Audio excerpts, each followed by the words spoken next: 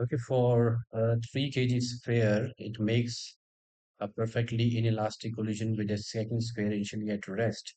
And now the composite system moves with a speed equal to one third of the original speed of the 3 kg sphere. What is the mass of the second sphere? So let this be sphere 1 and its mass is 3 kg. Initial speed, let its initial speed be u1, and there is another sphere which is at rest, so its initial speed is 0, and m2 we have to find out.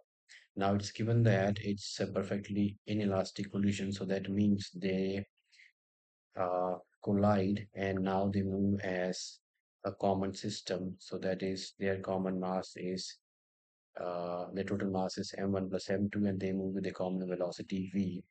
And this v is the one third of the original speed of the 3 kg sphere, which was u1. So this is one third of u1.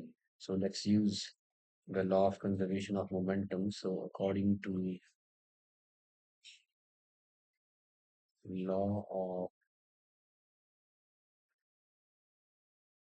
conservation of momentum, initial momentum is m1 u1 m2 u2 is equal to m1 plus m2 into v.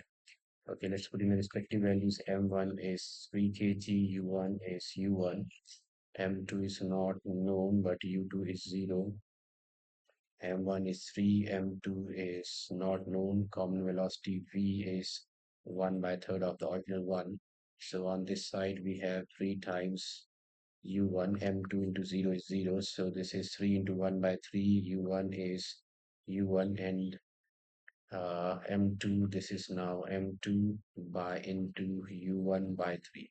So if I shift this to this side, so this is 2u1 is equal to m2 into u1 by 3. Okay, u1 gets cancelled, and finally we have m2 is equal to 6 kg. So the mass of the second sphere, this is of 6 kg. Thank you for watching.